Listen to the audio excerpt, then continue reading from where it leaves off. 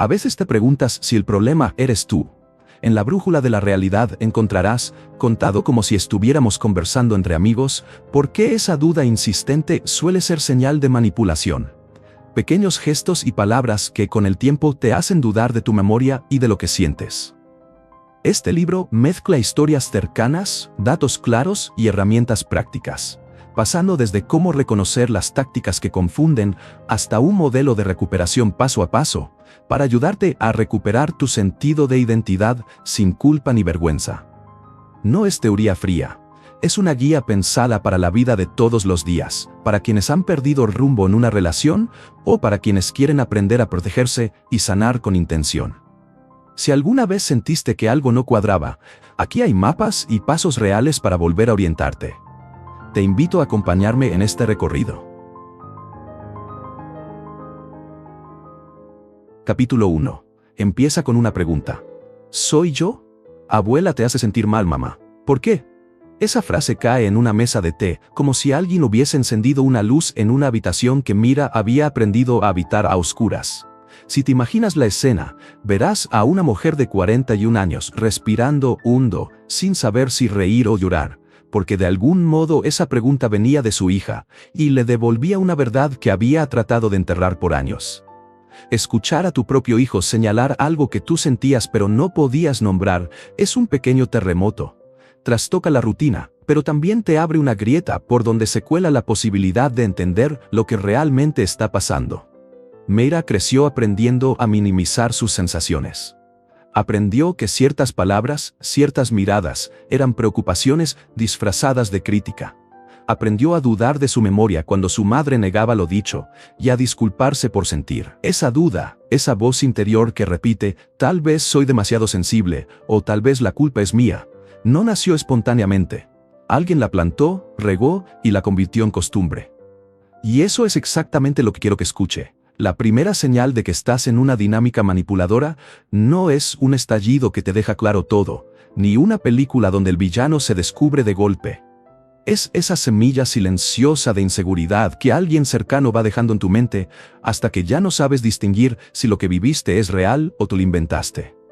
Cuando Mira confrontó a su madre por primera vez en voz alta, no fue una confrontación teatral. Fue un fluir de pequeñas confesiones. Mamá, cuando dices eso, me siento menos, como si no fuera suficiente. Su madre, con la misma rutina que había usado durante décadas, respondió: eres muy sensible, siempre has exagerado. Yo solo intento ayudarte. ¿Te suena familiar? Lo que ves ahí no es un accidente, es un patrón. Gaslighting, que en palabras simples es hacer que alguien dude de su propia percepción, suele empezar con gestos pequeños, una negación de lo ocurrido, un comentario que te hace cuestionar si exageras, una risa que minimiza tu dolor. Con el tiempo, esas pequeñas acciones construyen una arquitectura de duda dentro de la persona afectada. Muchos de los que han pasado por esto cuentan lo mismo. La primera reacción no fue furia ni claridad, sino confusión. Una encuesta entre usuarios que comparten estas experiencias mostró que más de 3/4 de las personas reconocen haberse preguntado si ellas eran las tóxicas. No es una vergüenza ni una falla moral, es un síntoma. La manipulación no busca que te vuelvas débil, busca que te vuelvas inseguro. Y para lograrlo, muchas veces selecciona a gente que ya tiene un punto fuerte: la empatía, la capacidad de introspección, la disposición a mirar dentro de sí para mejorar.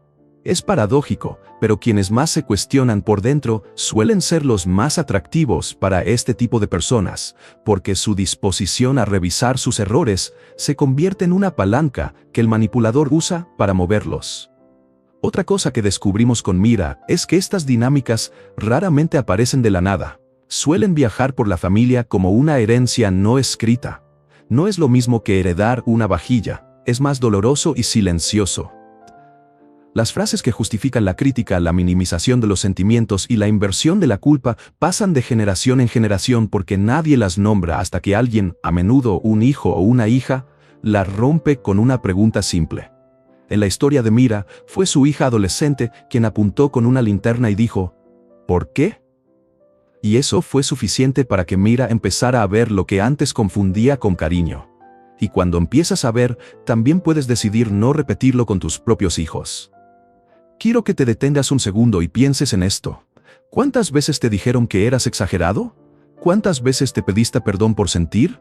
Si esos momentos aparecen en tu memoria, no los descartes como debilidad. Míralos con curiosidad. Esa curiosidad es la puerta de salida. Mera no se curó de la noche a la mañana. Nadie lo hace. Empezó con pasos pequeños que no son una lista de tareas, sino conversaciones y gestos concretos que se integran en la vida. Empezó a llevar un registro mental y escrito de lo que sucedía, no para probarle nada a nadie, sino para volver a confiar en su propia memoria. Empezó a hablar con alguien que la escuchara sin minimizarla. Empezó a enseñarle a su hija cómo poner límites con calma y firmeza. Esos son cambios que suenan sencillos y sin embargo son radicales porque rompen la costumbre. Algo que también cambia la forma en que vemos las cosas es entender por qué el manipulador hace esto. No lo digo para justificarlo, lo digo para desarmarlo. La persona que gaslightea o manipula suele operar desde una mezcla de miedo y necesidad. Miedo a perder control. Necesidad de que la realidad se pliegue a su versión de las cosas. Cuando te das cuenta de eso, el misterio se vuelve menos aterrador. Ya no estás ante un ser omnipotente que te hace dudar por diversión. Estás ante alguien que necesita que tú temas y dudes para proteger su propia inseguridad. Y eso te devuelve poder, porque las inseguridades ajenas no te pertenecen. Volviendo a Mera, la confrontación con su madre no fue el final ni un acto triunfante. Fue más bien una rendija abierta. Su madre negó, acusó, dijo que Mera era desagradecida y loca. Eso pudo haber consumido a Mira de nuevo, si no hubiera tenido otras manos que la sostuvieran. Amigos que creyeron en su versión. Una terapeuta que entendía la dinámica y ejercicios que la ayudaron a conectarse con su niña interior, donde aún vivían los recuerdos de lo que pasó. Aprender a escucharse es un trabajo que se hace a solas y acompañado. No se trata solo de repetir "no eres loca" como un mantra, sino de construir pruebas de tu propia experiencia. Fechas, situaciones, cómo te sentiste, cómo reaccionaste. Todo eso sirve para anclar tu realidad cuando alguien te intenta sacar de ella. Quiero que tomes esto como una conversación, así que te voy a pedir algo pequeño. La próxima vez que una voz interior te diga, tal vez sea yo, respira y pregúntate con suavidad por qué lo dice. ¿Quién lo dijo antes? ¿Qué pruebas tienes? A veces la respuesta será que no hay nada, solo ecos de comentarios pasados que nunca fueron desafiados. Otras veces, la respuesta te mostrará un patrón claro que merece ser hablado. Hablar es un verbo con muchas formas. Hablar con un amigo, con un terapeuta, contigo mismo, en una libreta donde plasmas lo que recuerdas. Esa práctica de nombrar la experiencia fuera de tu cuerpo es el primer gesto de recuperación.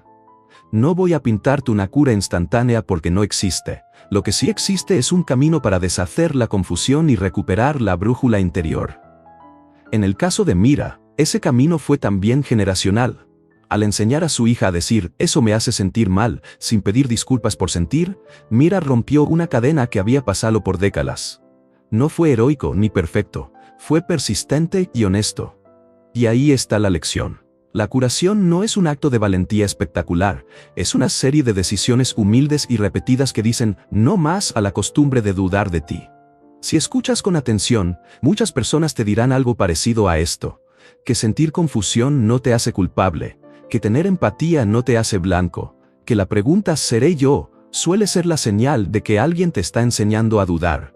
Pero también te dirán que esa pregunta puede ser la puerta a algo distinto. Empezar a construir pruebas, buscar compañía que valide y aprender a poner límites con ternura. Mera lo hizo a su manera. Quizás tú lo hagas leyendo, quizás hablando, quizás buscando ayuda profesional que entienda la dinámica. Lo importante es que no lo tomes como un defecto personal, sino como una señal de que tu radar necesita una recalibración. Y mientras piensas en eso, recuerda que romper un patrón familiar no es un castigo para nadie, es un acto de amor hacia quienes vienen después. Cuando Mera le dice a su hija, "vamos a aprender una manera nueva", no solo está prometiendo cambiar su vida, está interrumpiendo algo que pudo haber seguido por otras generaciones. Eso es potente y también simple. Se trata de observar, nombrar y elegir algo distinto. Así que, si alguna vez te has preguntado, ¿será que soy yo?, dale un giro a la pregunta. En lugar de buscarte la falla, pregúntate qué evidencia tienes, quién ha dicho eso antes, y qué necesitas para confiar en tu propia percepción otra vez. Y si lo que aparece en tu vida es una voz que sistemáticamente te hace dudar, recuerda la historia de Mera. No es tu culpa, pero sí es tu decisión cuándo y cómo empezar a cambiar las cosas. Capítulo 2. Mapear las tácticas. De la gaslighting a la traición institucional. Lo que sientes cuando todo se vuelve confuso no es un accidente, tiene una arquitectura. Piensa en la confusión como si alguien hubiera movido las señales de tránsito en tu ciudad. Ya no sabes si girar a la izquierda o a la derecha, y con el tiempo empiezas a dudar de si las calles alguna vez estuvieron bien señalizadas. Eso es lo que hacen las tácticas manipuladoras. No son actos sueltos, son una serie de maniobras con intención y sí, con efectos medibles sobre la salud de las personas. No voy a usar jerga innecesaria. Gaslighting es un término que quizás hayas escuchado, pero conviene aclararlo para que no suene místico. Es el proceso por el cual alguien te hace cuestionar lo que ves, lo que recuerdas y lo que sientes. Pero ojo, no es un solo gesto aislado, sino un espectro. Hay quien lo hace con una voz suave, calmada, con la apariencia de preocuparse, y hay quien lo hace con amenazas, gritos y humillaciones abiertas. Algunos investigadores, como Bellomar y su equipo, han propuesto distinguir perfiles. Existe una versión que podríamos llamar de buen tipo, que desarma con cariño y dudas sembradas lentamente, y otra más de intimidador, que presiona y controla con fuerza. Ambas buscan lo mismo, que tú termines aceptando la versión del manipulador como la verdad. ¿Por qué importa distinguir esos perfiles? Porque la forma en que se presentan afecta la manera en que reaccionas. Si alguien te apaga con silbidos suaves, tú puedes asumir que eres demasiado sensible y te guardas tu malestar. Si alguien te golpea con mentiras y acusaciones directas, tu respuesta puede ser ira o huida, pero la sensación subyacente sigue siendo la misma. Dudas sobre tu percepción. Entender que hay estilos diferentes te ayuda a romper la ilusión de que es algo que te pasa a ti, y en lugar de eso te ofrece un mapa para reconocer patrones. Y con mapa viene la posibilidad de trazar rutas de salida. Hablemos de las consecuencias, porque no son meras molestias emocionales, tienen impacto físico y mental. Estudios clínicos y revisiones recientes muestran que las personas que viven en relaciones emocionalmente dañinas experimentan un aumento notable en ansiedad y depresión, y un riesgo mucho mayor de desarrollar síntomas asociados al trauma. Para ponerlo claro en términos que no suenen a noticia fría, la confusión prolongada, la invalidación constante y la sospecha inducida erosionan el sistema nervioso. Eso significa insomnio, hipervigilancia, ataques de pánico, una sensación persistente de que algo anda mal en tu cabeza. No es exageración, es el cuerpo respondiendo a un entorno que no es seguro. Ahora, puede que pienses, pero todo mundo discute, la gente miente, ¿no es exagerado decir que hay daño real? Es una buena pregunta. La diferencia está en la sistematicidad y en la intención. Una discusión es puntual, la manipulación es repetitiva y organizada para socavar tu confianza. Cuando esto se repite, el estrés se vuelve crónico, y el cuerpo adapta su equilibrio para sobrevivir a ese estado. Ese ajuste es costoso, memoria pobre, reactividad emocional aumentada, dificultad para concentrarte. Y a la larga, eso puede calificarse como trastorno por estrés postraumático complejo en muchos casos. No se trata de etiquetarte, se trata de entender que lo que te pasa tiene un nombre y que las consecuencias son tratables si se reconocen. Otra dimensión que suele sorprender es cómo estas tácticas se infiltran en instituciones. No solo pasa en la pareja o en la familia, pasa en el trabajo, en organizaciones donde hay poder y recompensas. Aquí aparece algo que la literatura llama traición institucional. Cuando una organización protege a una persona dañina porque le resulta valiosa por sus resultados, su carisma o su capacidad de atraer recursos. En esos lugares, la lealtad se coloca detrás del balance. El abuso se minimiza porque el perpetrador trae ventajas visibles. ¿Qué hace eso con la víctima? La revictimiza. Se la deja sola, se cuestionan sus motivos y a veces se la obliga a aceptar la versión oficial que la deja fuera. Es un fenómeno serio porque no solo daña a la persona, sino que normaliza la conducta abusiva dentro de un sistema. Cuando hablas con alguien que pasó por esto, una de las frases que más se repiten es: me sentí traicionado por mi propio lugar de trabajo. Y no es una metáfora, es real. La organización que debía protegerte, al no hacerlo, genera una segunda herida, la de la desconfianza institucional, que hace aún más difícil volver a creer en los demás o en las normas. Por eso entender cómo funcionan las instituciones y cuáles son sus incentivos es parte esencial del mapa. No basta con ver al manipulador aislado, hay que ver el ecosistema que lo sostiene. Quiero que escuches con atención a esto. Etiquetar a alguien como tóxico puede sentirse liberador, pero también es una simplificación peligrosa. Llamar a la gente tóxica puede derivar en una mentalidad de cacería, donde se etiqueta y se descarta sin entender los mecanismos. Aquí propongo algo diferente. En lugar de poner un rótulo permanente, observa comportamientos y patrones. Esa distinción importa porque al ver patrones puedes actuar. Puedes documentar, buscar apoyo y diseñar estrategias concretas según el tipo de táctica que identifiques. Las etiquetas funcionan como atajos emocionales, pero no te dan las herramientas para resolver la situación. Para eso necesitas análisis, no solo indignación. Ahora, ¿qué puedes hacer con esta información en la vida real? Primero, valida lo que sientes. Si tu experiencia te dice que algo no cuadra, no la ignores. No te pido que te conviertas en detective obsesivo, sino que empieces a registrar con honestidad lo que pasó, cuándo pasó, cómo te hizo sentir. Eso suena simple, pero tener una narrativa coherente de tus experiencias es una defensa poderosa contra la confusión inducida. Segundo, busca espejos de confianza. Alguien que no minimice tus sensaciones y que te ayude a contrastar lo que recuerdas. Tercero, si el entorno es institucional, documenta y busca canales formales. Comprende que muchas veces la primera respuesta será defensiva, pero la evidencia ayuda a sostener tu verdad. Y sí, también hay que hablar de la salud mental. No todo terapeuta está formado para detectar tácticas manipuladoras o para tratar trauma complejo. Por eso es útil buscar profesionales con experiencia en abuso emocional y trauma. Eso marca la diferencia entre recibir consejos que te piden hablar más y recibir herramientas que te ayuden a recalibrar tu sentido de la realidad. Recalibrar no significa volverte desconfiado de todo, sino aprender a distinguir entre una realidad propia y una versión impuesta por alguien más.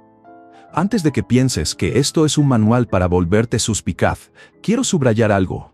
La meta no es desconfiar de la gente, sino recuperar la capacidad de confiar de manera informada. La confianza sana se construye al comprobar que el otro responde a tus límites, que valida tus experiencias y que actúa con coherencia. Si no ocurre eso, el problema no es tu sensibilidad, es la relación que no respeta tu realidad. Aprender a notar eso te permite decidir con más libertad si quieres seguir en esa relación, pedir cambios o salir. Para cerrar este tramo, recuerda que la investigación confirma lo que muchas personas han vivido. La confusión prolongada tiene causas identificables y consecuencias reales. No es un fallo moral tuyo ni un mito colectivo. Es un fenómeno con nombres, con patrones y con soluciones posibles. Al mapear las tácticas, te entregamos algo poderoso. La posibilidad de nombrar lo que te pasa, de buscar ayuda adecuada y de trazar un camino que no dependa de etiquetas simplistas, sino de comprensión y acción basada en evidencia. Si te quedas con una sola idea de este capítulo, que sea esta. La confusión no es tu brújula, es una señal de que alguien o algo está manipulando las señales. Y cuando las señales se mueven, la respuesta inteligente no es culparte, sino mirar el mapa, entender quién mueve las piezas y empezar a recuperar el rumbo con compañeros de confianza y ayuda especializada. Capítulo 3. El abusador de alto rendimiento. Cuando la toxicidad prospera en el trabajo. Imagina que entras a una oficina donde te reciben como si fueras la mejor contratación del año. Te sonríen, te halagan, te hacen sentir imprescindible. Suena bien, ¿no? Eso fue exactamente lo que le pasó a Mark al principio. La jefa nueva los llamó el mejor fichaje que hemos tenido y le dio responsabilidades y visibilidad. Al principio todo parecía un sueño. Pero lo que viene después es lo que quiero que escuches con atención, porque esa misma fase de adoración es muchas veces la primera pieza de una estrategia más amplia que luego se vuelve destructiva. Conozco historias como la de Mark. Empiezan con una fase intensa de halagos, regalos de atención y promesas. En lenguaje técnico se le llama a veces love bombing, pero no necesitamos etiquetas para entenderlo. Es el momento en que alguien te muestra la versión que te interesa creer. Y una vez que estás invertido, viene la segunda parte del patrón. La devaluación. Empezarás a notar pequeñas críticas disfrazadas de retroalimentación, decisiones que te dejan fuera, correos donde se cuestiona tu trabajo sin darte espacio para responder. Luego vienen los intentos más claros de sabotaje, proyectos que se desmoronan sin explicación, información que te niegan o cambios en tu rol que te aíslan. Es una secuencia que hace que la convivencia diaria se vuelva una ronda constante de confusión y desconfianza. ¿Por qué ocurre esto en el trabajo con tanta frecuencia? Porque las organizaciones, especialmente las que valoran resultados inmediatos, no siempre reconocen el daño a tiempo. Hay personas que generan cifras, atraen recursos o tienen una red de contactos difícil de reemplazar. Ante esa productividad, la lógica interna de la empresa puede preferir mantener al individuo problemático en lugar de solucionar el conflicto. Eso es la traición institucional en acción. La institución protege al agresor cuando lo considera rentable. Y cuando eso sucede, la víctima no solo sufre el abuso, su propio lugar de trabajo la vuelve invisible o, peor, la empuja fuera. La historia de Mark no termina en la sala de conferencias donde denunció lo que pasaba. Mark documentó, reunió correos, guardó fechas y conversaciones, y llevó el caso a recursos humanos. Después de meses de tensión, la empresa contrató a un investigador externo. El informe fue claro, describió una dinámica de acoso entre superior y subordinado, tan grave que el investigador lo calificó como uno de los casos más flagrantes que había visto. Uno pensaría que eso bastaría para que la empresa actuara. Pero la respuesta que recibió Mark fue diferente. Recursos Humanos le dijo que su puesto sería reestructurado y que esa era la mejor opción para el departamento. Al final, Mark se quedó sin empleo y la jefa recibió una promoción. ¿Te imaginas la mezcla de incredulidad y humillación? Eso no es raro. La organización muchas veces justifica estas decisiones con términos que suenan racionales. Proteger la estabilidad del equipo, evitar litigios, mantener relaciones con donantes o clientes. En algunos contextos, se dice incluso que ella trae demasiado financiamiento para arriesgarla. Es una lógica fría que sacrifica a una persona para resguardar una métrica o un ingreso. Y esa decisión tiene consecuencias profundas: pérdida de confianza en las instituciones, resentimiento, ansiedad y, por supuesto, una carrera profesional golpeada. Quiero que pienses por un momento en por qué el sistema responde así. Las organizaciones están hechas por personas que, a su vez, responden a incentivos. Cuando esos incentivos premian resultados individuales por encima del bienestar colectivo, la conducta dañina puede recibir tolerancia. Además, existe un sesgo de percepción. A veces la agresión es encubierta y los líderes la interpretan como fuego interno o problemas personales del denunciante. Por eso la documentación y la evidencia no solo son útiles, son esenciales. No porque la verdad sea siempre suficiente, sino porque sin evidencia tus palabras pueden ser fácilmente descartadas. Hablemos claro, no es fácil actuar en medio de esto.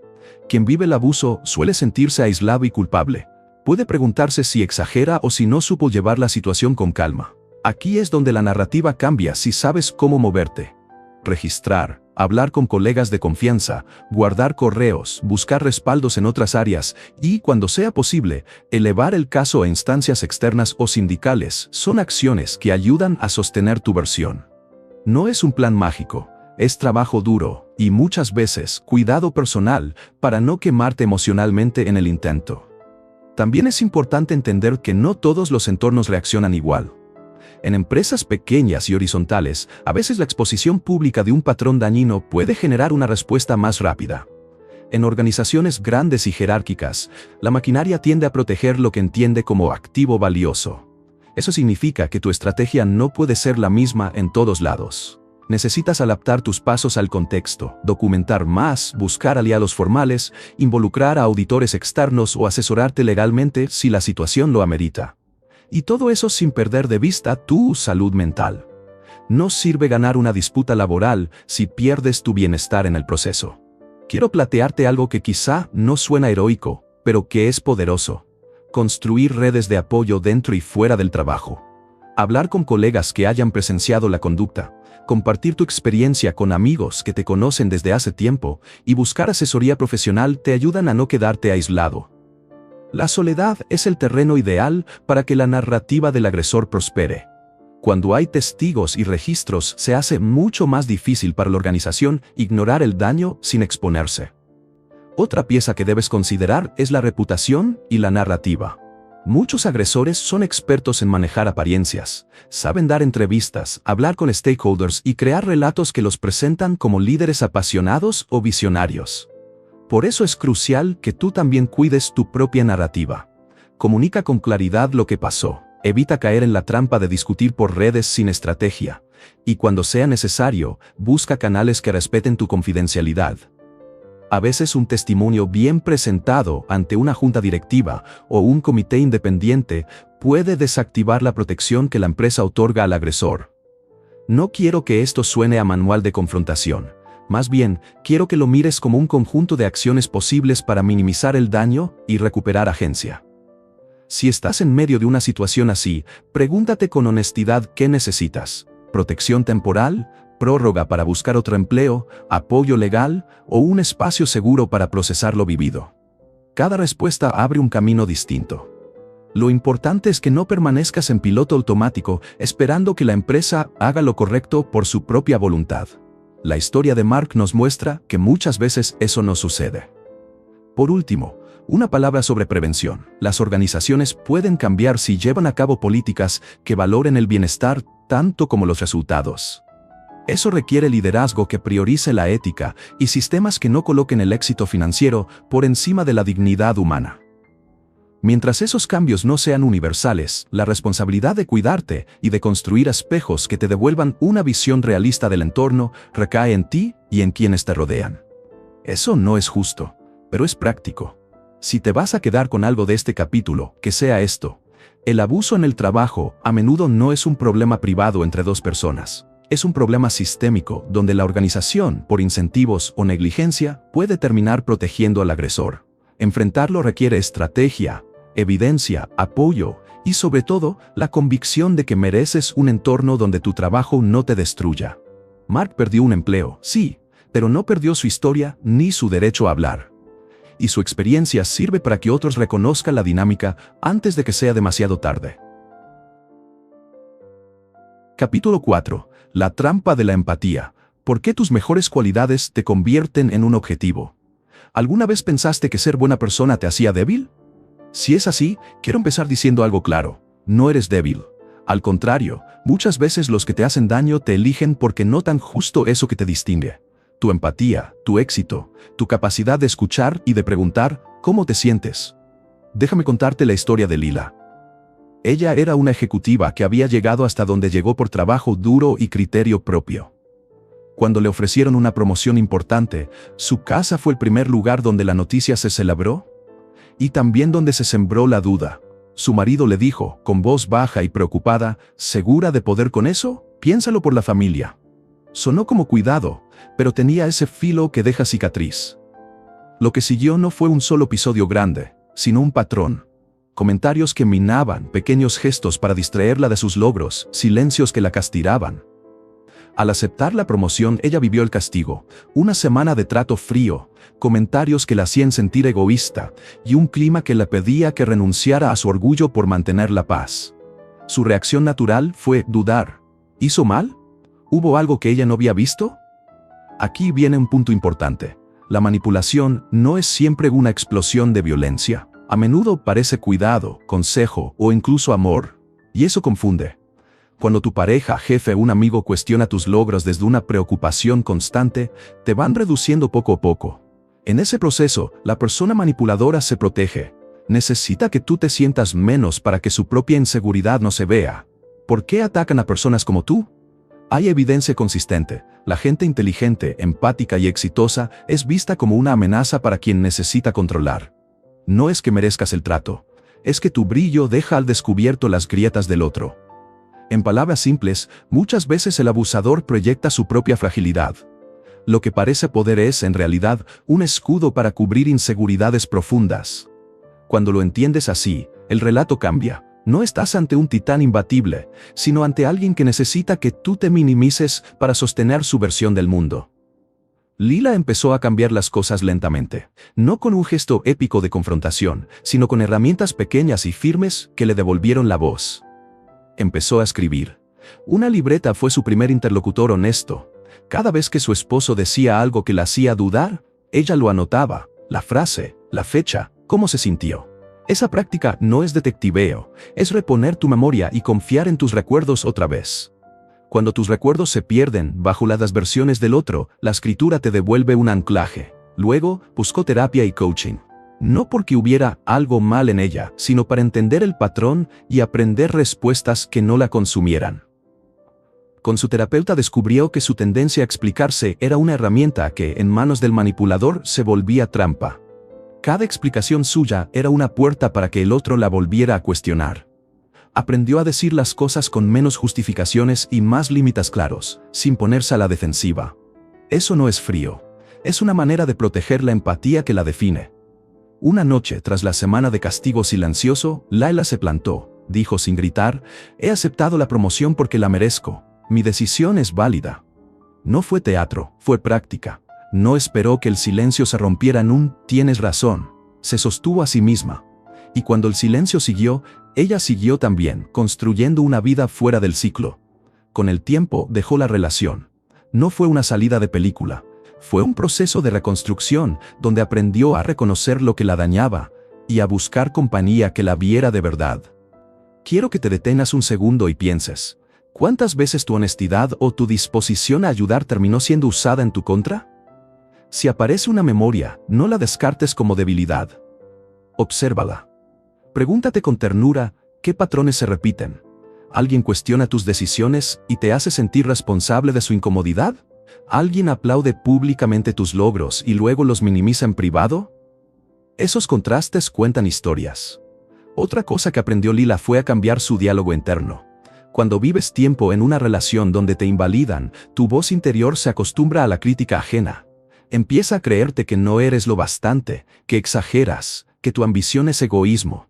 La terapia y la escritura le ayudaron a detectar esas frases automáticas y a tratarlas como suposiciones, no como verdades.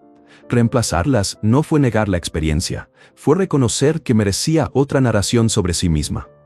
No quiero romantizar la resiliencia ni convertir la estrategia en algo culpabilizante. No te digo que si fueras más fuerte habrías salido. Te digo esto: la empatía no es un pasaporte al abuso. Al contrario, cuando aprendes a sostener tu empatía con límites claros y con prácticas que te reafirmen, te vuelves mucho más difícil de manipular. La fuerza aquí es sutil, es la coherencia entre lo que sientes y lo que haces para honrarlo. Si te preguntas qué pasos prácticos puedes integrar ahora mismo, sin que parezcan una lista fría, piensa en esto como hábitos conversacionales. Empieza a poner frases que te sostengan en la boca, no para pelear, sino para marcar un terreno. Frases simples, dichas con calma, como «entiendo tu punto, pero esta es mi decisión», o «vale, gracias por tu opinión, ahora me gustaría seguir con lo que creo». Eso evita que cada conversación sea un debate eterno donde tú terminas justificando tu valor. También es importante elegir con quién compartes tus emociones más vulnerables. No todos merecen ese privilegio. Tus seres queridos, tus amigas cercanas, alguien que haya mostrado coherencia en el tiempo, son quienes pueden funcionar como espejo verdadero. Cuando rompes el aislamiento y encuentras escucha que valida, la sensación de estar loca se diluye. No pidas permiso para tu dolor, busca manos que lo sostengan. Hablemos de la proyección del agresor otra vez, porque es una pieza liberadora. Cuando alguien te acusa de ser ambiciosa o fría mientras te sabotea, probablemente está exponiendo su propia envidia o miedo. Pensar en esto no perdona al agresor, simplemente te da perspectiva. Si detrás de la crítica hay miedo, entonces la táctica es menos un juicio sobre ti y más una señal de la relación dañina que te rodea. Eso te permite actuar desde la curiosidad estratégica, no desde la culpa. Un aspecto que no se nombra tanto es el rol de la comunidad en la recuperación. Layla encontró fuerza en grupos de trabajo donde se reconocían patrones similares. Compartir experiencias no es chisme, es aprendizaje colectivo. Te ayuda a ver que no eres un caso aislado ni un error moral. Eres una persona que detecta y reacciona, y la reacción puede ser acompañada para que no se convierta en autoexigencia. Te propongo un pequeño ejercicio para ahora mismo. Cierra los ojos y recuerda un momento reciente donde alguien minimizó un logro tuyo. ¿Qué sentiste? ¿Qué dijiste después? ¿Qué te hubiera sostenido mejor en ese instante? No hay respuestas perfectas, solo pistas. Escribe 1 o 2 líneas sobre eso y guárdalas. Esa nota será útil cuando tu cabeza te intente convencer de que lo imaginaste. Finalmente, quiero que te lleves esta idea. Ser empática y exitosa no te hace culpable de lo que te pasa. Al contrario, te da herramientas extraordinarias para sanar. La empatía bien protegida se vuelve una fuerza de construcción, no una trampa. Lila no perdió su sensibilidad, la afinó.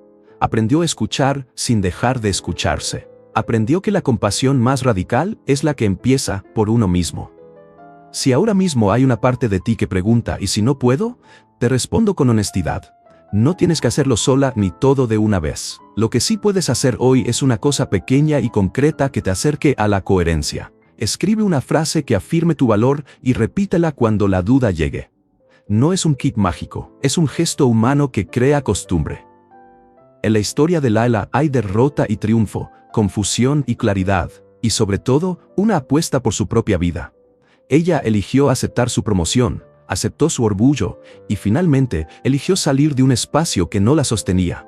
Lo que hizo posible ese cambio fueron decisiones repetidas, apoyo profesional y la valentía de reivindicar su derecho a brillar sin pedir disculpas. ¿Te imaginas hacer lo mismo por ti? ¿Te animas a empezar con una frase, una nota y una mano amiga? Capítulo 5. Los 5 pilares de la recuperación. Si te digo que recuperarte no es magia, quizá lo escuches distinto. Recuperarte no es algo que sucede por arte de fe. Es un proceso con pasos concretos que puedes empezar hoy.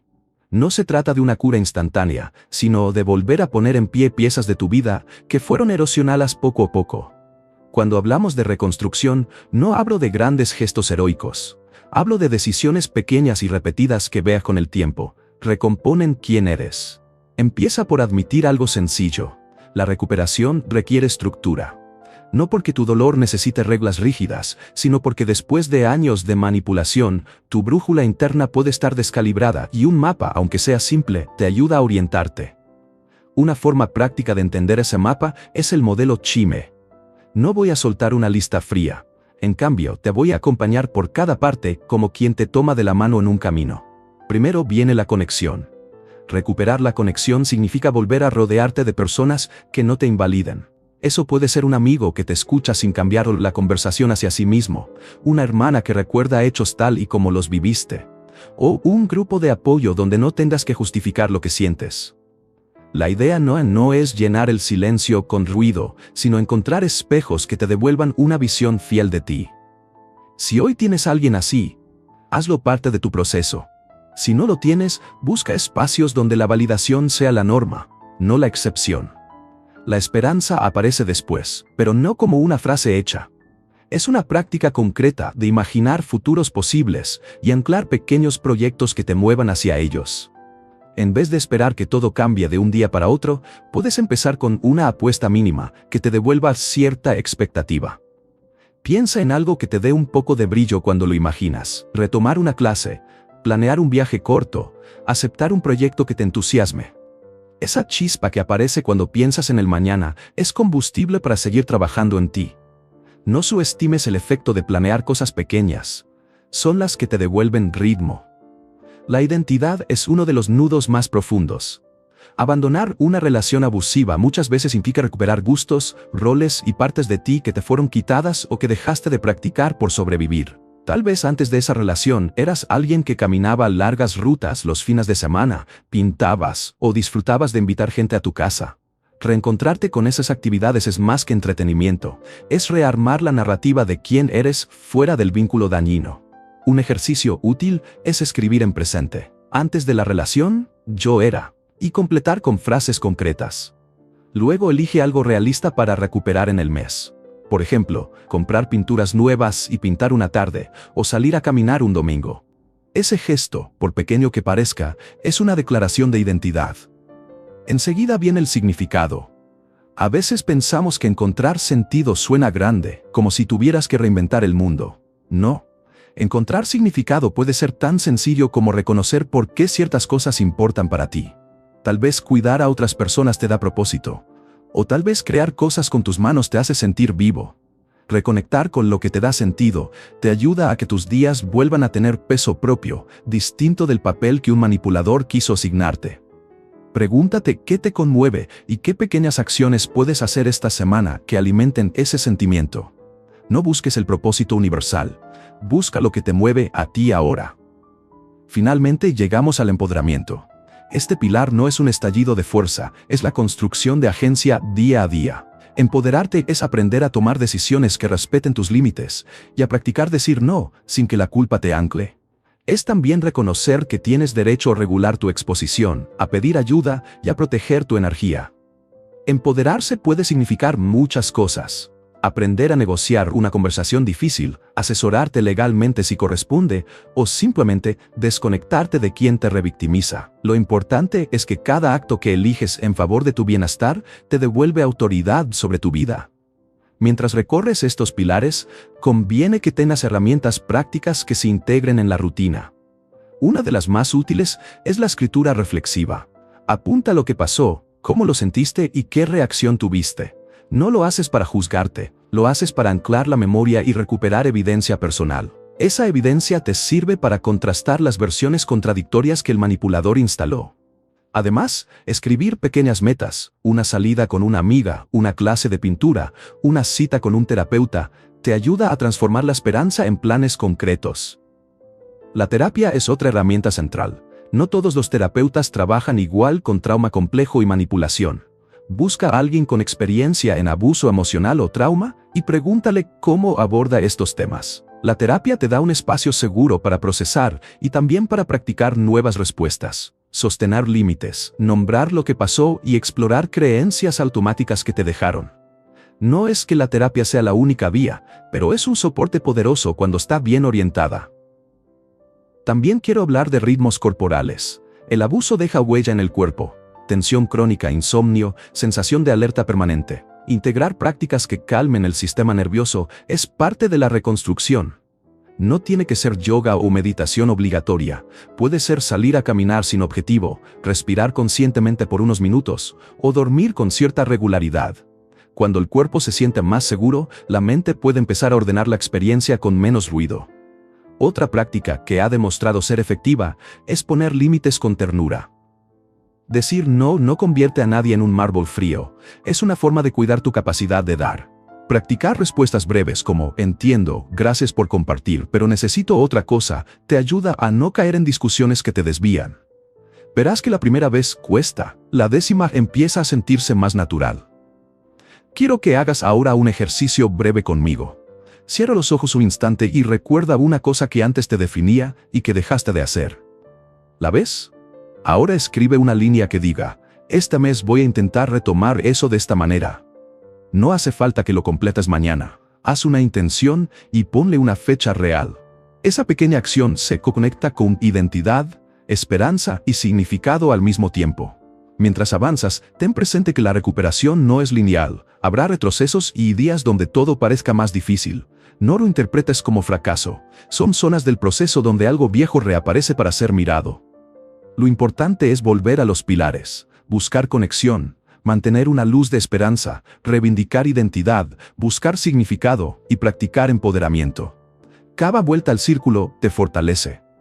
Quiero terminar con una imagen simple. Imagina que tu vida es una casa que estuvo descuidada.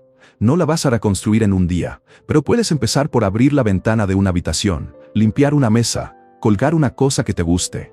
Esos gestos vuelven a hacer habitable el lugar. La recuperación funciona igual. Acciones pequeñas que juntas devuelven comodidad, seguridad y sentido. Antes de despedirme, te dejo un ejemplo concreto para que lo adaptes a tu vida. Antes de la relación, yo era una persona que amaba caminar por cerros, pintar y recibir a amigos en casa. Este mes voy a recuperar una de esas cosas. Voy a comprar pinturas nuevas y pintar una tarde. Es un ejemplo sencillo, real y alcanzable. Empieza por una sola acción y date crédito por ella. Recuperar no es volver a lo que eras exactamente, sino cultivar una versión más sabia de ti. Conectar, tener esperanza, reclamar tu identidad, encontrar significado y empoderarte son pasos que puedes practicar de a poco. Si hoy te sientas a la vez cansada y con una pequeña chispa de curiosidad, toma ese impulso como señal de que el proceso ya comenzó. ¿Qué primer gesto vas a elegir ahora mismo? Capítulo 6. El terapeuta inútil. ¿Por qué trabajar en la comunicación puede empeorar las cosas? Entras a la consulta con la esperanza en la mano. Has dado el paso más difícil, hablarlo en voz alta. Te sientas y cuentas con cuidado, contando ejemplos pequeños y grandes, y esperas que eso alivie. Lo que muchos no imaginan es que en ese mismo espacio donde buscas ayuda, te pueden dar una receta que te deje peor. Imagina a una persona que llamaremos la paciente en peligro. Llega a terapia con la sensación de que algo anda mal en su relación. Cuenta que su pareja le retuerce las palabras, que lo que dice siempre termina siendo usado contra ella. Espera encontrar un mapa, una guía, o al menos alguien que crea en su experiencia. En su primera sesión el terapeuta escucha y con buena intención, le dice: en las relaciones siempre son dos. ¿Han pensado en hacer terapia de pareja? Le recomienda usar declaraciones en primera persona, practicar yo siento, aprender a escuchar el punto de vista del otro. La paciente que confía sale con tareas para casa, con ejercicios de comunicación. Lo siguiente que ocurre no es fantasía. Cuando ella aplica esas herramientas con su pareja manipulador, él las recicla. Empieza a reinterpretarlas, las usa como munición, le dice que ahora ya todo lo entiende peor, y la vuelve a acusar de exagerada. Eso no es culpa de la paciente. Es consecuencia de dar técnicas neutras a una relación donde hay poder y control. Quiero que te detengas un segundo en esto. La recomendación de trabajar la comunicación suena lógica, incluso compasiva, pero en un contexto abusivo ese consejo puede ser una trampa. ¿Por qué? Porque la comunicación como objetivo presupone que ambas partes comparten la intención de conectar y de resolver. En una dinámica de manipulación, una de las partes usa precisamente las reglas de la comunicación para confundir, culpar y desplazar responsabilidad. Cuando te piden ver su lado, te están pidiendo que tomes la carga emocional del abusador. Y cuando te piden que uses frases que el abusador puede girar, te están enseñando sin querer un kit de herramientas que él o ella puede explotar. No es que todos los terapeutas sean malos o torpes, ni mucho menos. Hay muchos profesionales con mirada fina y especializada. El problema es que existe un debate real en el campo, entre la terapia conversacional tradicional y el enfoque informado en trauma. Algunos líderes en el área, como Randy Fine, han señalado que confundir abuso con un problema de comunicación es un error frecuente y peligroso. Además, investigaciones y encuestas indican que una proporción importante de terapeutas no recibe formación específica en dinámicas de manipulación y narcisismo. Eso implica que muchas recomendaciones, aún bien intencionadas, pueden resultar inadecuadas. Ahora, si escuchas esto y te preocupa haber recibido ese tipo de consejo, respira. No eres un caso raro ni un drama personal exagerado. Eres una persona que buscó ayuda y encontró una respuesta incompleta. Eso nos da algo importante: la posibilidad de ser consumidores informados de la salud mental. No es descortés ni arrogante preguntar sobre la experiencia del profesional. Preguntar no te hace difícil, te hace prudente. Puedes, por ejemplo, consultar si el terapeuta tiene experiencia en trauma complejo, manipulación relacional o abuso narcisista. Puedes pedir referencias, preguntar por enfoques terapéuticos concretos o por si recomienda terapia individual antes de pensar en pareja. Esas preguntas te protegen. ¿Qué pasa cuando la terapia de pareja se sugiere demasiado pronto? Pasa que la persona que está sometida a la manipulación queda nuevamente en posición de defenderse ante alguien que no comparte su carga. La terapia de pareja puede funcionar cuando ambas partes reconocen el daño y están dispuestas a trabajar desde la responsabilidad propia, o cuando hay un contexto de seguridad claro y sostenido. Pero si uno de los dos sigue usando la sesión para controlar la narrativa, entonces la terapia se convierte en un escenario más de manipulación. Es por eso que muchos especialistas recomiendan abordar primero el trauma individual y la seguridad emocional antes de sentarse a negociar en pareja. Otro punto que quiero aclarar contigo es el de las técnicas concretas que se recomiendan equivocadamente. Frases como "usa yo siento" o "intenta ver su punto de vista" no son malas en sí mismas. El problema es el contexto. Enseñar a una persona a explicar sincrónicamente su experiencia puede ser útil cuando la otra parte escucha con responsabilidad. Pero si la otra parte retuerce la frase, la vuelve contra ti o exige pruebas inmediatas de tu emoción, entonces la técnica te deja vulnerable. Por eso es clave que las herramientas terapéuticas no se entreguen como recetas sin antes haber evaluado la dinámica de poder y la seguridad del entorno. Te estarás preguntando, ¿y qué hacer entonces si mi terapeuta sugiere exactamente lo que te indico que puede ser dañino? Primero, confía en tu sensación. Si saliste de la sesión con la sensación de estar peor o más confundida, esa sensación tiene valor. Segundo, busca una segunda opinión. Hablar con otro profesional con experiencia en trauma puede ofrecer perspectivas distintas.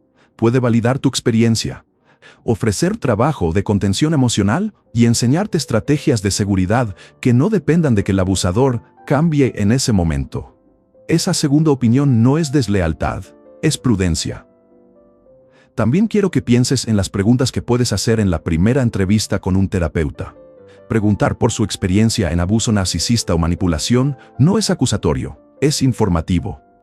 Preguntar si trabaja con enfoques de trauma, si tiene formación en terapias que reparan memoria y respuesta somática, o si recomienda terapia individual antes de pareja, te da pistas sobre su competencia para tu caso. Si te dicen que todos deberían intentar verle el lado del otro primero, observa con atención. Esa respuesta puede ser una señal de que necesitas buscar a alguien con un enfoque más específico. Hay prácticas concretas que suelen ayudar y que un terapeuta informado debería ofrecer. Entre ellas, trabajo para normalizar la experiencia del trauma, estrategias para recuperar la confianza en la propia percepción y técnicas que regulen el sistema nervioso antes de intentar negociaciones con la persona abusiva. Eso quiere decir que el proceso no debe empezar por un manual de comunicación, sino por sostener tu seguridad y tu claridad.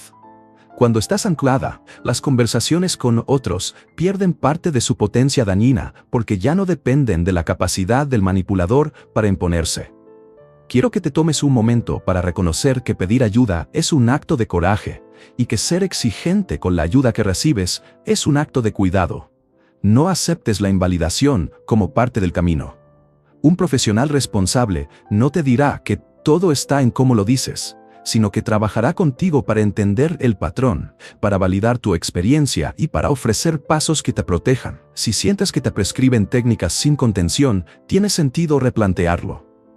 Hay también recursos complementarios que pueden ayudarte mientras buscas un terapeuta especializado. Grupos de apoyo con enfoque en abuso narcisista o manipulación suelen ofrecer comunidad y validación, y a veces te ayudan a distinguir entre consejo bien intencionado y prácticas que de verdad reparan. Además, documentar los eventos y emociones, mantener redes de confianza y aprender a priorizar tu seguridad emocional son intervenciones prácticas que ningún consejo sobre mejorar la comunicación puede sustituir. Quiero terminar con una reflexión directa para ti. No toda terapia que no te funciona es un fracaso tuyo. Ni toda recomendación bien intencionada es correcta para tu caso. La relación terapéutica debe ser un refugio donde se valida tu experiencia y se te arme con herramientas seguras. Si eso no sucede, tienes todo el derecho de buscar alternativas y de exigir una ayuda que entienda el contexto de poder y control en el que estás. Ser exigente con tu cuidado no es vanidad, es supervivencia. Si te quedas con una idea de este capítulo, que sea esta: la frase, trabajar en la comunicación no es una cura universal. En relaciones de manipulación, lo primero es tu seguridad y tu claridad, y solo después, cuando ambas partes comparten responsabilidad y seguridad, la comunicación puede trabajarse de forma efectiva. Mientras tanto, busca profesionales con experiencia en trauma, valida tu experiencia con personas de confianza y no tengas miedo de pedir una segunda opinión. Tu voz merece ser escuchada con cuidado, no transformada en plataforma para más manipulación. Capítulo 7. Reconfigurar el cerebro. ¿Cómo funciona la terapia informada en trauma? Si te han dicho alguna vez que solo hace falta hablar, y eso no bastó, este capítulo es para ti. La verdad incómoda es que hablar ayuda, sí. Pero cuando el daño ha cambiado la manera en que tu cuerpo y tu cerebro registran la experiencia, hace falta algo que actúe en ese nivel más profundo.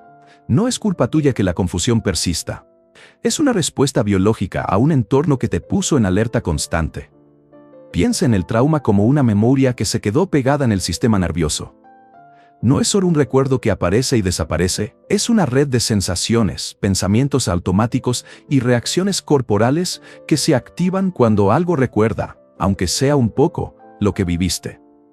Por eso muchas personas que han pasado por abuso narcisista o manipulación prolongada describen sensaciones tan intensas, el corazón que se dispara, la cabeza que se nubla, la sensación de que algo no está bien aunque no puedas nombrarlo. Esas reacciones no son fantasía, son huellas. Y para borrar o transformar esas huellas necesitamos técnicas que trabajen con la memoria y con el cuerpo, no solo con la explicación intelectual. Una de esas técnicas que ha generado resultados consistentes es la desensibilización y reprocesamiento por movimientos oculares. No es magia, es una metodología estructurada. Funciona sobre la idea de que el cerebro tiene la capacidad de procesar recuerdos dolorosos si se le da el contexto y la estimulación adecuados. En términos prácticos, eso significa acompañarte a identificar una memoria traumática, sostenerla con seguridad y mientras la recuerdas, estimular el cerebro con una forma de atención bilateral que facilita que el recuerdo deje de ser tan vívido y cargado. El resultado, cuando se hace con criterio, es que la memoria pierde su fuerza emocional y puede integrarse en la historia de tu vida sin disparar la alarma a cada paso. Antes de entrar en lo técnico, quiero que sepas esto. La desensibilización y reprocesamiento por movimientos oculares no es para saltar de 100 a 0. No es que vayas a olvidar lo que pasó. Lo que suele ocurrir es que el peso emocional baja, y con eso viene la libertad de pensar en esos episodios sin que te dominen. Muchos pacientes describen después que pueden recordar, pero ya no revivir. Esa diferencia es clave, y hay datos que respaldan la eficacia en casos de trauma puntual. Para traumas únicos, los porcentajes de remisión son notablemente altos en los estudios, lo que la convierte en una herramienta relevante cuando hablamos de recuperación real y no de solo consuelo verbal. El trabajo con esta técnica sigue una secuencia que, si la explico así de golpe, puede sonar mecánica, pero en la práctica es un proceso humano y cuidadoso. Primero se hace una historia clínica detallada, no como un interrogatorio, sino para tener una cartografía de lo que pasó y de los recursos que ya tienes. Luego viene una preparación donde se te enseñan herramientas para manejar la activación, respiraciones, anclajes, formas de salir de una emoción intensa si la sesión te supera. Eso es indispensable, porque la idea no es revivir para sufrir, sino procesar desde un lugar de seguridad. Cuando la preparación está lista, se evalúa la memoria específica que se trabajará. El terapeuta te ayuda a traer un recuerdo concreto con sus imágenes, pensamientos y sensaciones corporales. No se trabaja con generalidades, se trabaja con escenas palpables. Mientras sostienes esa escena, se introduce la estimulación bilateral. Puede ser con movimientos oculares guiados, toques alternos en las manos del terapeuta o sonidos que van de un lado al otro. Esa bilateralidad activa procesos neurológicos que facilitan el reprocesamiento. La sensación que algunas personas describen es como si la memoria se moviera de una zona caliente a una zona donde pueda enfriarse y reorganizarse. Después de esa fase de desensibilización, viene algo que suele ser decisivo: instalar creencias más adaptativas. No basta con que el recuerdo deje de doler. Hay que trabajar las conclusiones que te quedaban pegadas, esas frases internas que dicen, no soy digna, o no puedo confiar en mi juicio. Con el cerebro menos reactivo, se practica sostener una idea nueva, soy digna y capaz, por ejemplo, y se la asocia a la memoria trabajada.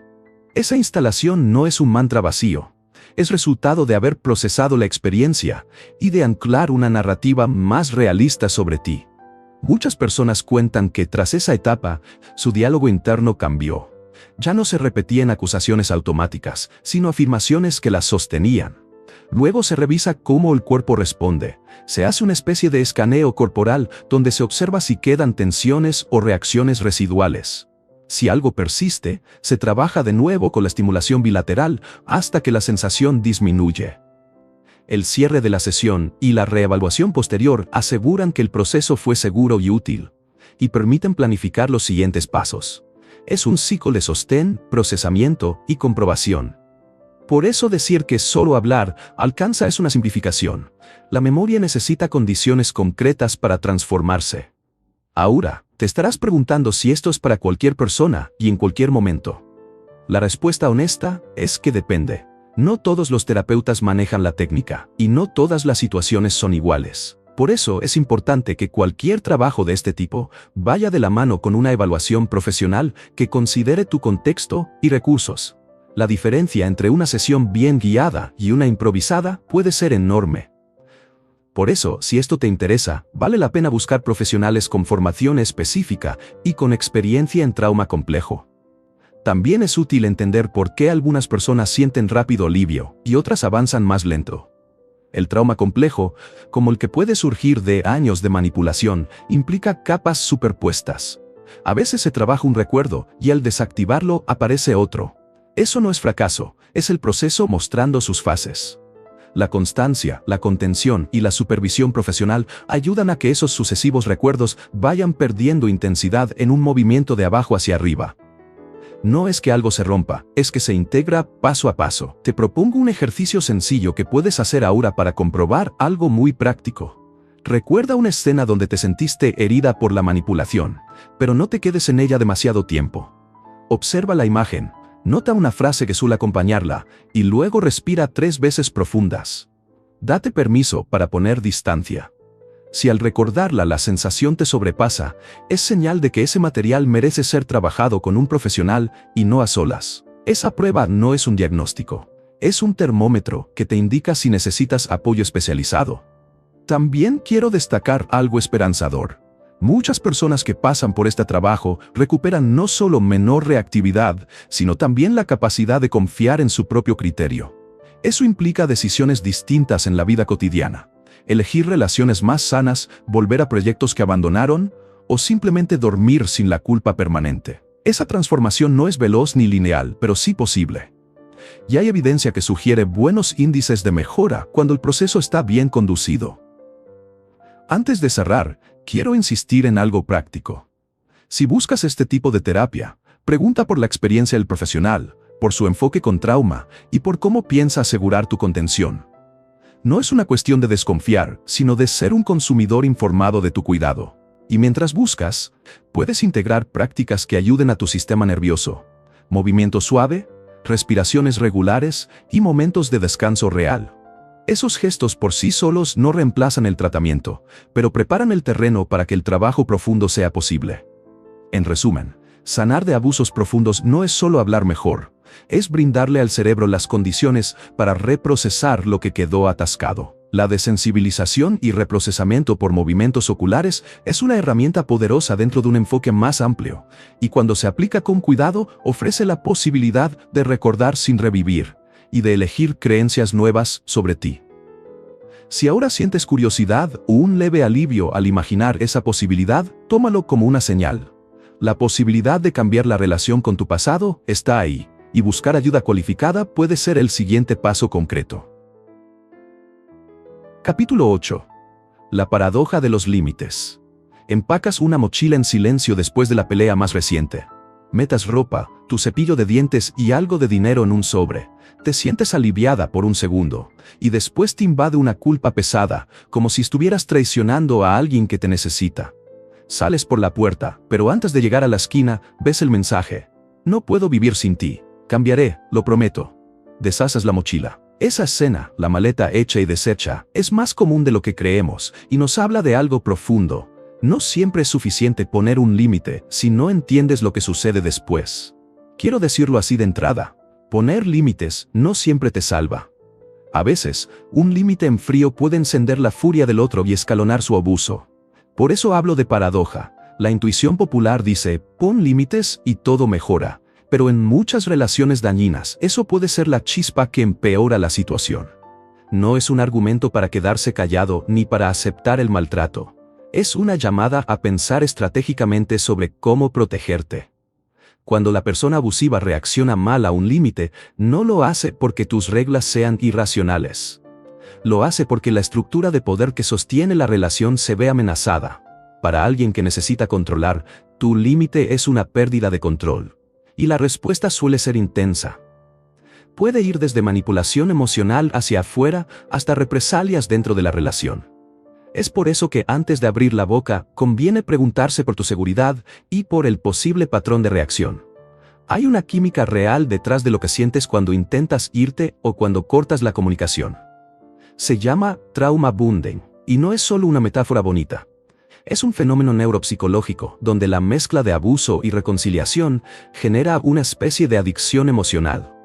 Cuando alguien alterna violencia con gestos afectivos, tu cerebro aprende a asociar el alivio intermitente con la relación, y eso produce ganas fuertes de volver.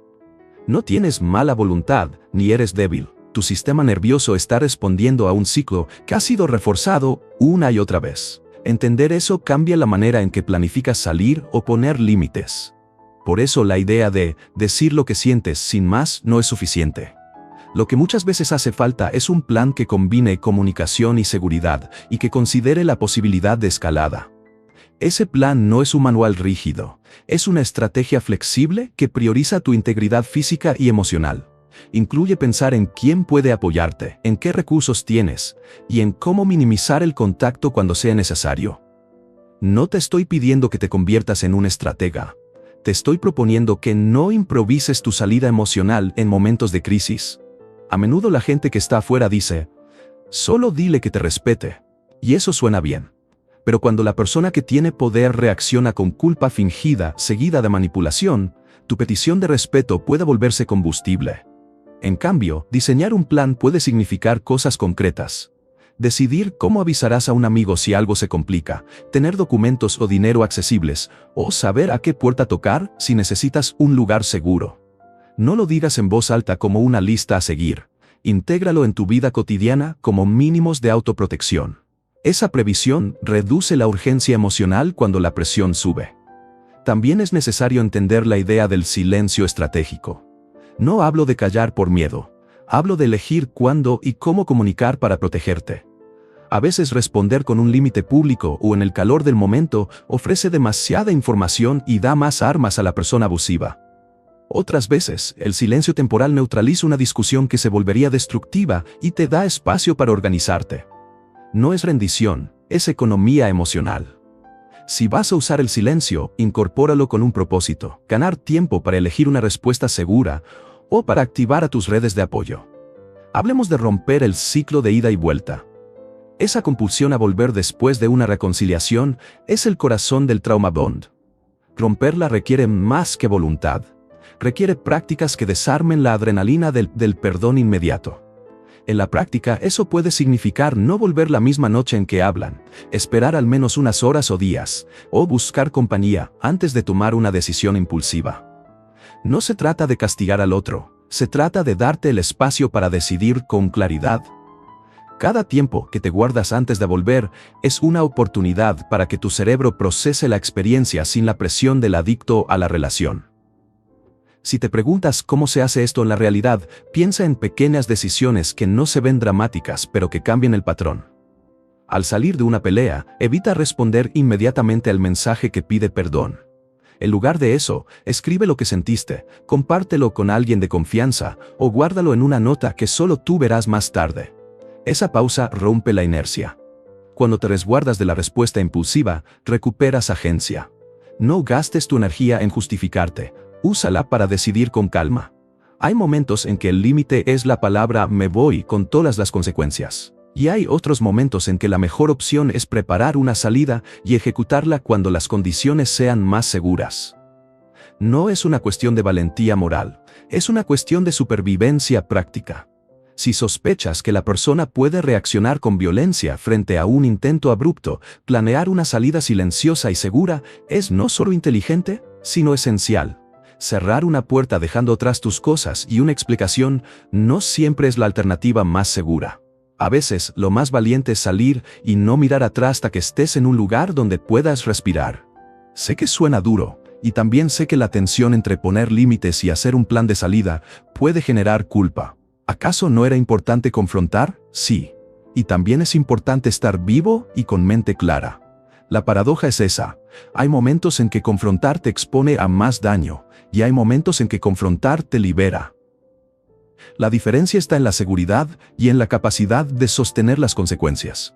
Si no puedes sostenerlas de forma segura, tu prioridad debe ser cuidarte. Punto. Otra pieza que quiero que integres es la idea de apoyo externo.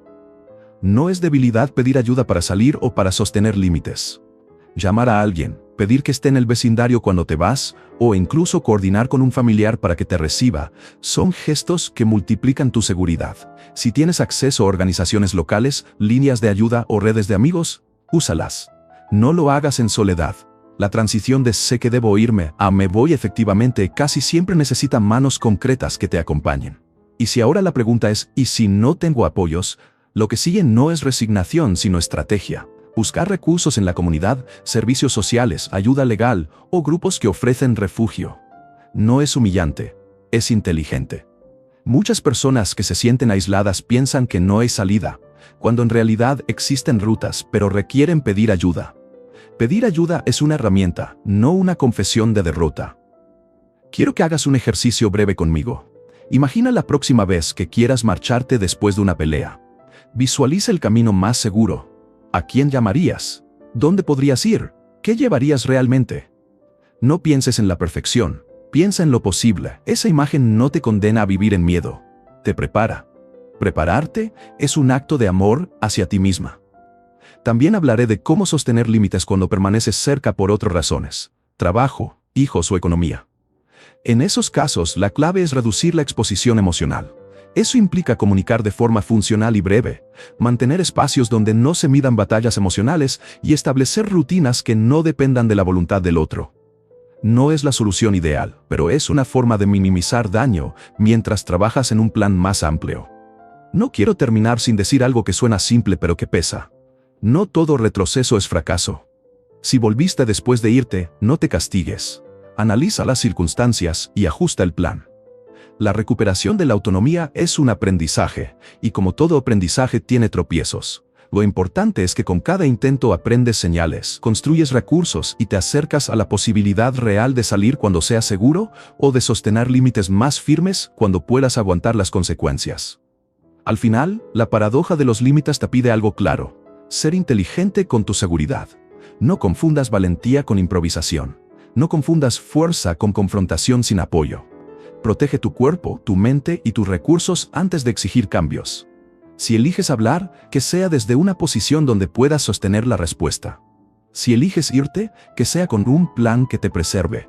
Y si hoy estás en el punto de empacar y deshacer la mochila, recuerda esto: tu problema no es moral, es estratégico. Y la estrategia puede aprenderse paso a paso, con ayuda. Si te queda una pregunta, que sea esta: ¿qué pequeño paso puedo preparar hoy que me haga más segura mañana? Piénsalo y si quieres, anótalo. Ese pequeño paso es la base de un plan que funciona. Capítulo 9. El Estado como gaslighter, del Stasi a las redes sociales. Imagina que una mañana buscas tus llaves y no están donde siempre las dejaste. Lo buscas de nuevo y piensas que quizá te equivocaste. Más tarde, un amigo te dice con voz suave que últimamente te ves olvidadizo. Empiezas a dudar de ti mismo. Un mes después, pequeñas cosas siguen ocurriendo. Notas fuera de lugar, rumores sutiles, miradas que antes no estaban. No hubo una gran acusación ni una celada obvia. Hubo una acumulación de detalles que te hicieron sentir inestable. Eso, aplicado a gran escala, fue exactamente la estrategia que desarrollaron los servicios secretos de regímenes autoritarios para romper la resistencia de la gente sin tener que meterlos en la cárcel. En la Alemania Oriental eso tuvo un nombre técnico, la Zersetzung, que se traduce como descomposición. No era terrorismo explícito, era un trabajo paciente y sutil para desgastar a disidentes. Los agentes manipulaban el entorno, adelantaban o escondían correspondencia, alteraban objetos personales, difundían rumores a través de conocidos y filtraban mentiras calculadas para poner en duda la reputación de alguien. El objetivo no era solo silenciar, sino crear tanto desconcierto que la persona terminara aislándose de sus redes por vergüenza o por desconfianza. No necesitaban llevarte a la cárcel para neutralizarte, te convertían en alguien que se sentía loco, y la sociedad, al ver a la persona dubitativa, retrocedía. Es una forma eficiente y cruel de control psicológico. Si lo pensamos bien, la mecánica es la misma que tú podrías experimentar en una relación personal: sembrar pequeñas dudas, desacreditar sutilmente, aislar. La diferencia está en la escala y la intención calculada desde estructuras de poder. Las mismas técnicas que funcionan para quebrar a un individuo se replican a nivel social para quebrar grupos, comunidades enteras, y en última instancia, la capacidad colectiva de confiar en lo que ocurre. El efecto final es la atomización. La gente deja de compartir certezas, empieza a dudar de todo y en ese vacío, el control se vuelve más fácil. Ahora, traslada el ejemplo a la era digital. Hoy no hace falta una red de agentes encubiertos para mover objetos o plantar rumores. Existen fábricas de trolls, campañas coordinadas y sistemas automatizados que pueden inundar una plataforma con versiones contradictorias de un mismo hecho. Un rumor amplificado por miles de cuentas, algunas humanas y otras automatizadas, puede crear una sensación de mayoría o de sospecha. De pronto, algo que era claro se vuelve borroso. Si además la información falsa se mezcla con verdades a medias y con ataques personales, la experiencia se parece mucho a la ersatz. Confusión, aislamiento y pérdida de confianza en la propia percepción. ¿Por qué esto funciona tan bien en redes? Porque las plataformas amplifican emoción y conflicto. Los algoritmos priorizan contenido que genera reacción rápida, y las campañas diseñadas para sembrar dudas explotan precisamente eso. Exageran lo escandaloso, alimentan la división y fragmentan la conversación. Cuando mucha gente ve versiones opuestas de la misma historia, se genera una sensación de no hay verdad clara, y eso erosiona el terreno común que necesitamos para debatir. A nivel individual, si ya estás acostumbrado a que alguien te haga dudar en lo íntimo, esta masiva confusión externa te golpea en un punto sensible. Validar esa experiencia no es paranoia. Es reconocer que las mismas herramientas que te dañaron en lo personal se usan ahora para dirigir opresión política y económica.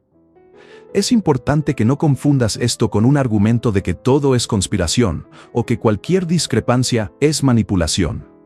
Hay discrepancias honestas, errores humanos y debates legítimos. La diferencia clave está en la intención coordinada y en la repetición. Cuando una narración falsa se reinserta una y otra vez desde cuentas y actores con intereses claros, y cuando se busca desacreditar sistemáticamente voces que señalan lo ocurrido, estamos ante una campaña. Y cuando eso se junta con tácticas de ataque personal y con la fragmentación social, la dinámica es la de la manipulación a gran escala. Esto tiene consecuencias reales para tu vida cotidiana. Si sientes que tu percepción fue manipulada por alguien cercano, saber que existieron y existen sistemas que practican lo mismo a gran escala, debería darte dos cosas: validación y perspectiva. Validación porque no estás loco por sentir que te engañaron o te hicieron dudar.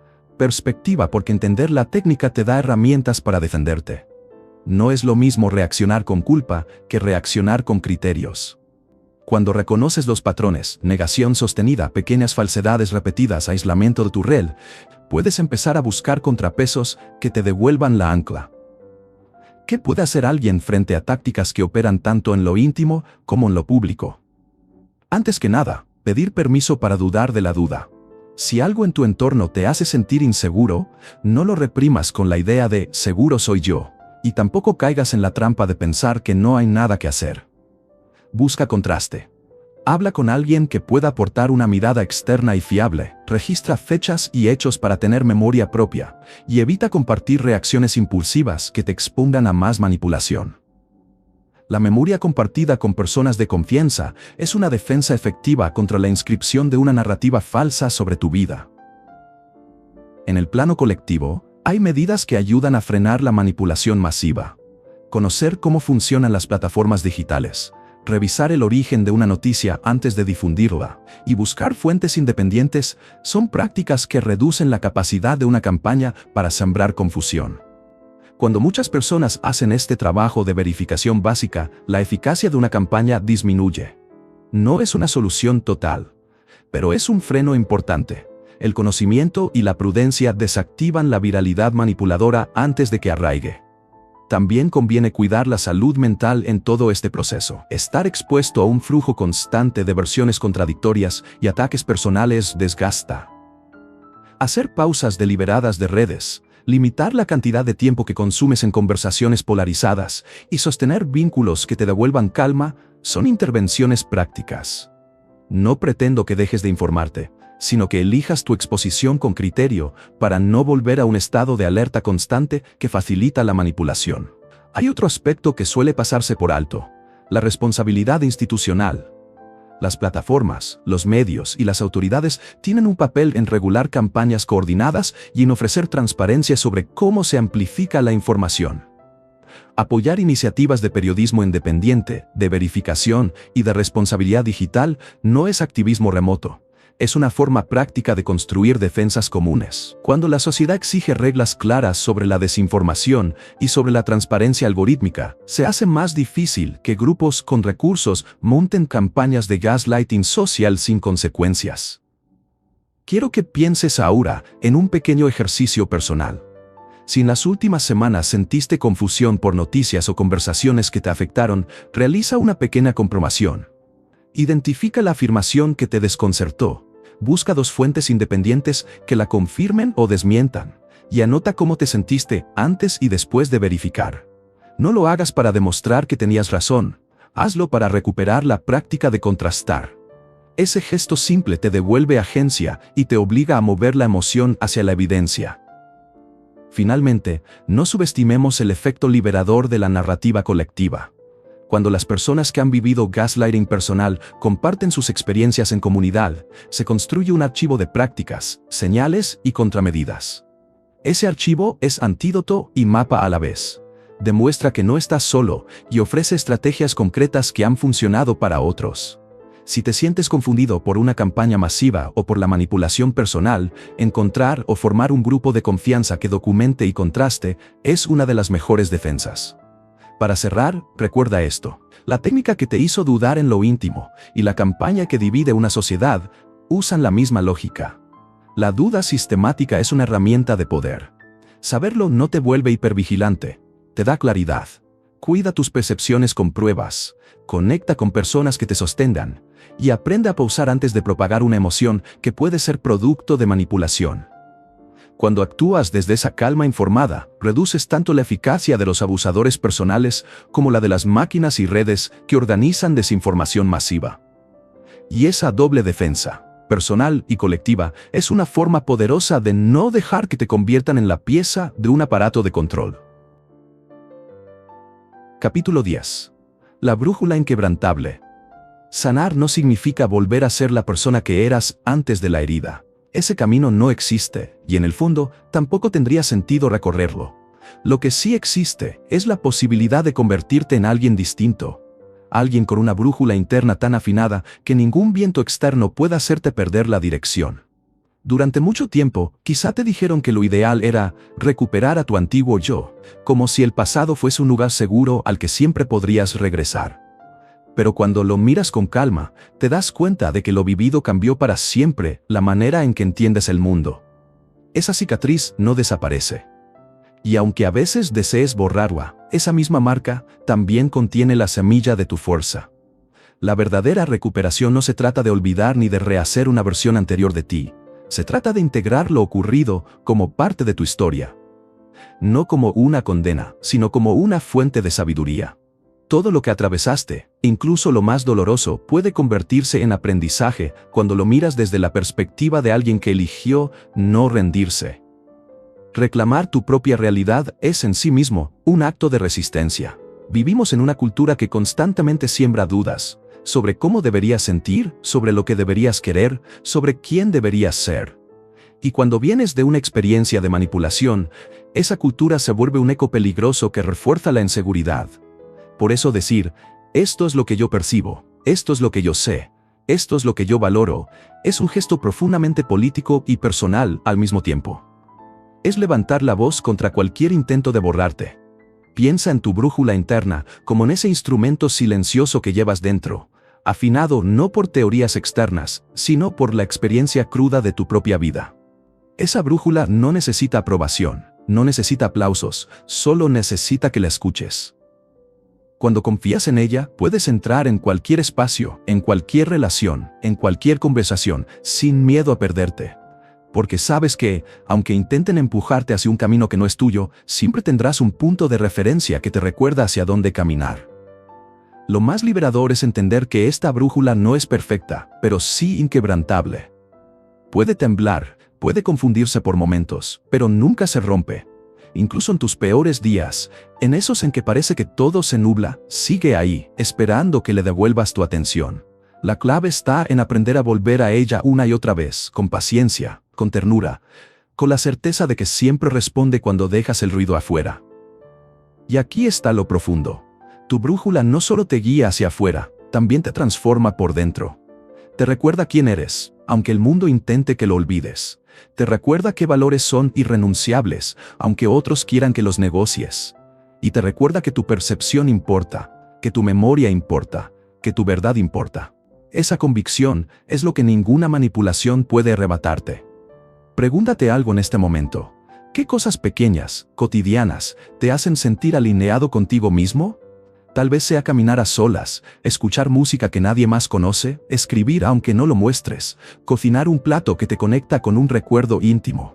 Esos gestos aparentemente insignificantes son actos de calibración de tu brújula. Te devuelven a ti. Te recuerdan que tu vida tiene dirección propia, independientemente del ruido externo. Claro que habrá tormentas. Habrá personas que intenten confundir tu sentido de la orientación. Habrá días en que dudarás incluso de lo que sabes con certeza. Pero la brújula inquebrantable no promete un mar tranquilo. Promete que pase lo que pase, no perderás la capacidad de orientarte. Eso cambia todo, porque ya no necesitas que el mundo sea estable para estar en paz. Lo único que necesitas es confianza en tu propio eje. La integración del pasado en este punto cobra un nuevo significado. Ya no se trata de cargar con la herida como peso, sino de usarla como calibrador. Cada vez que recuerdas lo que atravesaste y lo que aprendiste, tu brújula se vuelve más precisa. No porque el dolor sea bueno, sino porque tú elegiste transformarlo en conocimiento. Esa es la diferencia entre alguien que queda atrapado en el trauma y alguien que camina con él convertido en sabiduría. Hay algo poderoso en aceptar que ya no quieres regresar a ningún antes. No quieres ser ingenuo otra vez. No quieres olvidar las señales. No quieres entregar tu percepción al juicio de otro. Lo que quieres es avanzar siendo alguien capaz de mirar el mundo con claridad, incluso cuando otros eligen vivir en la niebla. Esa claridad es tu libertad. La cultura muchas veces celebra la confianza ciega, la inocencia como si fuera virtud. Pero tu brújula está hecha de otra materia, está hecha de lucidez, de cicatriz y de experiencia. No es ingenua, pero tampoco es amarga. Sabe que hay belleza, que hay amor, que hay verdad, pero no se deja engañar fácilmente. Ese equilibrio que tanto costó ganar es tu mayor protección. Quiero invitarte a hacer un ejercicio mental. Cierra los ojos y piensa en la persona que eras antes de todo. Ahora piensa en la persona que eres hoy. Entre esas dos versiones hay dolor, sí, pero también hay profundidad, hay matices, hay una fuerza que antes no conocías. ¿Quién de esas dos versiones está mejor preparada para navegar lo que viene? La respuesta es obvia, eres tú hoy, con todo lo que sabes. El viaje de la recuperación, al final, no es una vuelta atrás, sino un avance hacia una identidad más consciente. No se trata de borrar la manipulación que viviste, sino de afirmar que sobreviviste a ella, que aprendiste de ella y que ahora caminas con un instrumento interno que no se quiebra. Ese instrumento eres tú. Y cuando mires hacia adelante, no pienses en la meta como un lugar fijo al que llegar. Piensa en el camino como una serie de momentos en los que vuelves a elegirte. Cada día que confías en tu percepción, cada día que decides vivir según tus valores, cada día que te escuchas antes de escuchar el ruido, estás reafirmando tu brújula. Eso es sanar. Eso es vivir con dignidad. Así que la próxima vez que alguien intente sembrar dudas en tu mente, recuerda, tú ya tienes una guía. La próxima vez que la sociedad te empuje a desconfiar de lo que sientes, recuerda, tú ya sabes contrastar con tu verdad. La próxima vez que la tormenta recie, recuerda, tu brújula inquebrantable sigue marcando el norte. Y ese norte, ahora lo sabes, no es regresar a lo que fuiste, es avanzar hacia lo que eres capaz de ser. Alguien que nunca más se pierde en la niebla ajena, porque aprendió a confiar en su propio cielo interior. Todo este recorrido comenzó con una pregunta que pesaba como una piedra. ¿Seré yo el problema? Esa duda, instalada en lo más hondo, fue el arma más poderosa del gaslighting. Hoy, después de este viaje, esa pregunta ya no tiene cabida. La hemos desmontado pieza por pieza y la hemos reemplazado con una mucho más fuerte. ¿Qué sé yo que es verdad? Lo que antes parecía confusión, ahora tiene nombre y explicación. Descubriste que el gaslighting no era un fallo tuyo, sino una táctica calculada para desestabilizarte. Comprendiste que no fuiste elegido por debilidad, sino justamente por tus mejores cualidades, tu empatía, tu inteligencia, tu capacidad de brillar. Y viste que la sanación no es un misterio inalcanzable, sino un proceso estructurado que se puede recorrer paso a paso. Aprendiste a leer el mapa de la manipulación en todas sus escalas, desde las dinámicas íntimas de una pareja o una familia hasta las operaciones psicológicas de estados enteros. Descubriste que no estás solo, que lo que viviste encaja en patrones reconocibles y que conocerlos te da poder. Hoy llevas contigo herramientas para sanar, pero también para protegerte. Herramientas que nacieron del dolor, pero que ahora se convierten en sabiduría. El camino no termina en un refugio perfecto ni en un puerto seguro que te libre de toda tormenta, porque ese lugar no existe. El verdadero final de este viaje es más sutil y más poderoso. La certeza tranquila de tener en tus manos una brújula que siempre señala tu norte verdadero. Ya no se trata de dónde estuviste ni de cuánto te perdiste en el pasado. La pregunta que importa es hacia dónde vas a elegir caminar ahora. Y esa elección, por primera vez en mucho tiempo, está solo en tus manos.